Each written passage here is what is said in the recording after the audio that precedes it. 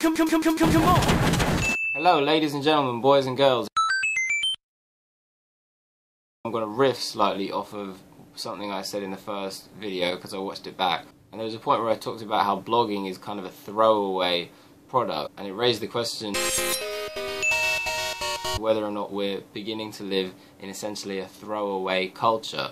A culture where there is such an abundance of things to watch and things to read, and we have such ease of access to all of it. And is that a bad thing? Is it a good thing? Is it anything? Personally, I find it a little bit sad to think that if you look around here, look, I've got two posters up for the movie Akira.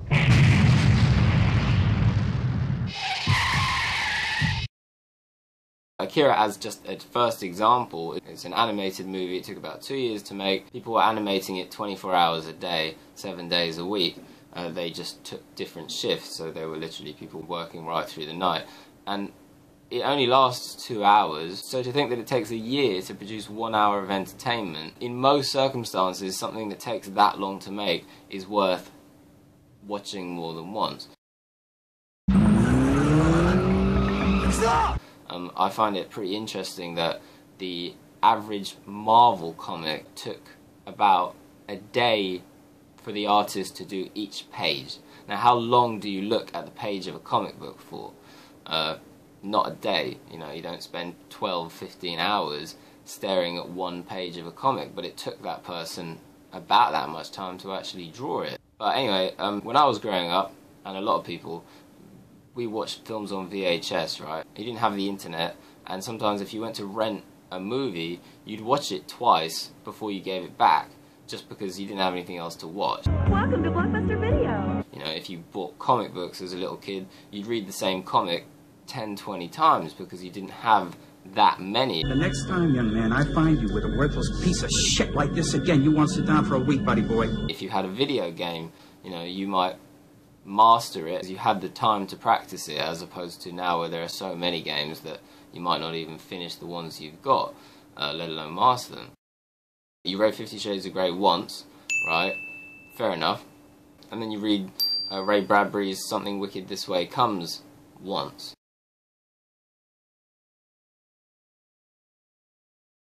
And I think that's a bit unfair. Like, a kid today might watch Die Hard once. Welcome to the party, pal! And watch Die Hard 1, 2, 3, 4, 5, I guess there are 5 now. Might watch all 5 of them in 5 days, and then move on to the next movies. But when you got Die Hard on video, Die Hard! you'd watch that movie like 15 times, and it's an amazing movie. There are often great movies like Die Hard that people will ignore the filmmaking quality simply because they think it's a commercial pop culture film. Really, that's completely irrelevant.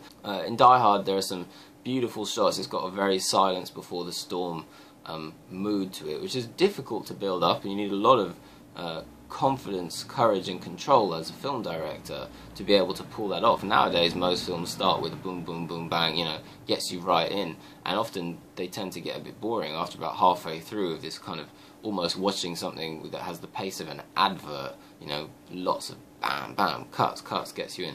After 20 minutes you get a bit sick of it. A film like Die Hard really escalates.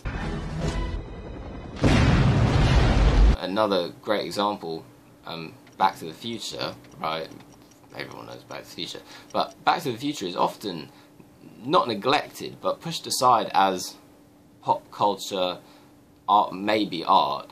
But it's never ranked with critics in the category of like one of the greatest films ever made.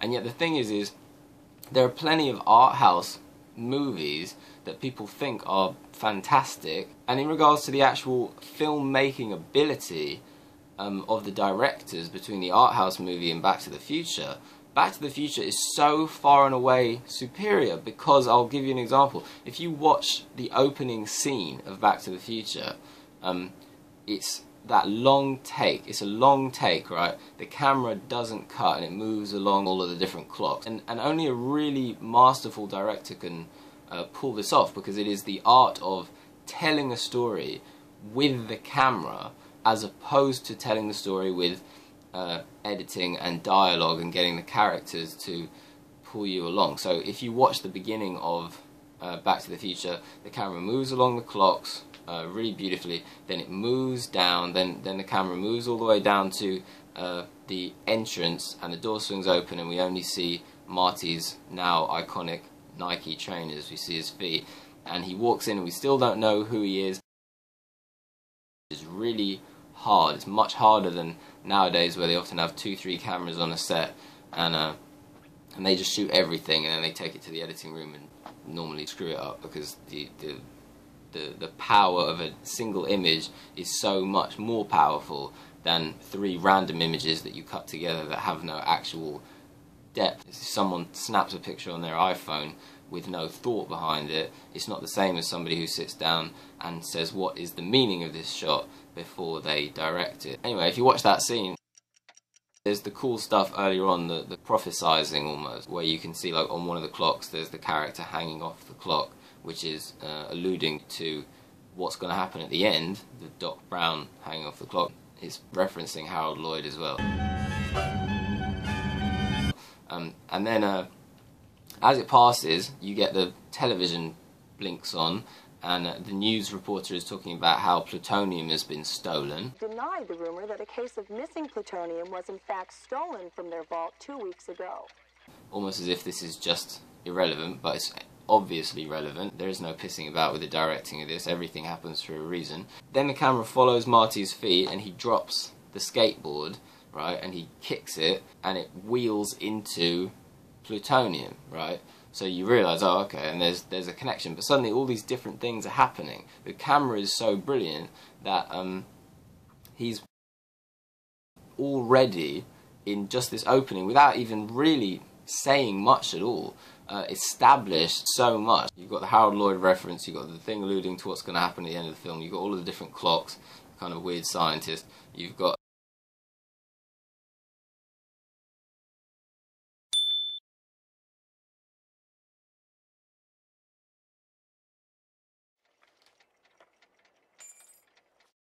and you know the reference, okay, plutonium, something's going to happen here, why has it been stolen? You know, they are open with questions. Who is this kid? Who is this kid visiting? Why is the person he's visiting stolen plutonium?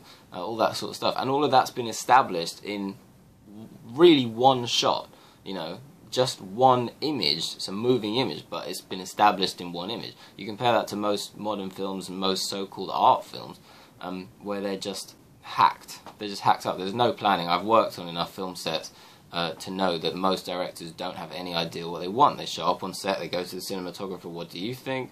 Cinematographer comes up with something, and it's all sort of off the cuff, it's all winging it. So I kind of think, in our culture today, when millions of people used to watch a film like Back to the Future 10 times, and get a lot out of it, get as much out of it as it has to give, because it's not designed to be watched once, really. I mean, how would you ever get the reference of the guy hanging off the clock if you only watch the movie once? You're only going to get that when you watch it the second time, and loads of things in that movie. Something very familiar about all this. But is it negative if we move into a kind of throwaway culture, a culture of absolute abundance, where there will one day be millions of films and hundreds of millions of songs and hundreds of millions of video games? Will great things get lost amongst all the crap? A lot of people might say no, you know, but me personally, I think it might already be happening, because I don't think many kids care to watch, say, Citizen Kane, which is a brilliant film. I don't care what anyone says. It's amazing. Don't worry about me! I'm Charles Foster Kane! What I was saying about Back to the Future, the camera in Citizen Kane, like, as a filmmaker, you have to remember, like, every art form is just a mode of language. It's just expression. That might sound strange, but music is the language of love, right? You don't need words in music to feel something. Whoever's written it is expressing their emotions, and a cameraman in a film is doing the same thing. If they're able to express it, it's because there are plenty of songs where you don't hear any emotional expression. And there are plenty of films where you don't see any visual emotional expression. You don't see an emotional expression on the screen, because not all cameramen know how to do it. Orson Welles, in Citizen Kane, like that shot where the camera is looking through the window and you can see the boy playing in the snow and the camera's pulling back, and as it's pulling back you've got the parents talking to the person who's come to take the child away, and nobody's looking at the child, nobody's paying it any attention, but they're talking about it, deciding its future, deciding its fate. So much symbolism and relevance exists in just the camera work alone. Dialogue is completely separate to what's being told to us with the actual camera.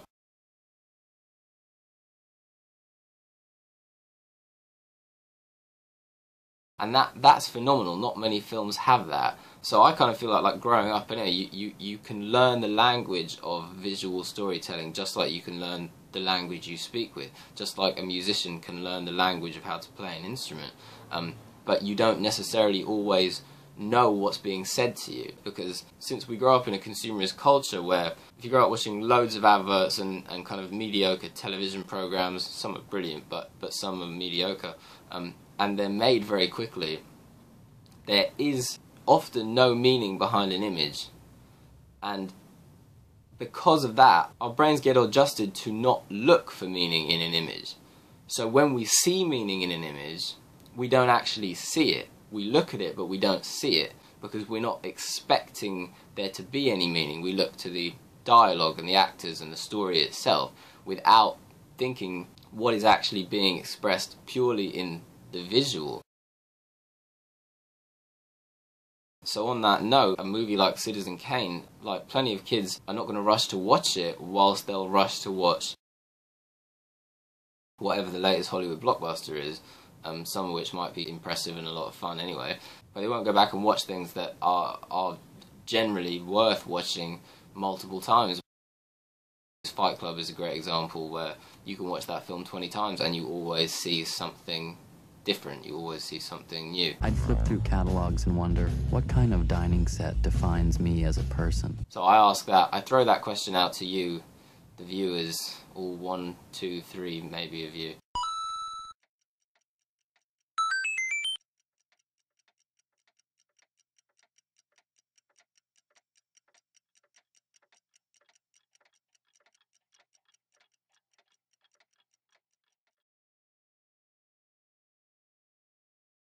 As K-Billy's super sounds of the 70s weekend just keeps on trucking.